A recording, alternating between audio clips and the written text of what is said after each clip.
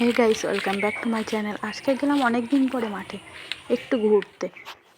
মাঠটি দেখুন কত সুন্দর, আর ধানের চারিদিকে ধানে ধান। আর আপনাদের যদি ভিডিওটা ভালো লাগেন তাহলে লাইক, কমেন্ট, শেয়ার করবেন। তারপরেই দেখতে থাকুন, অনেক কিছু আছে।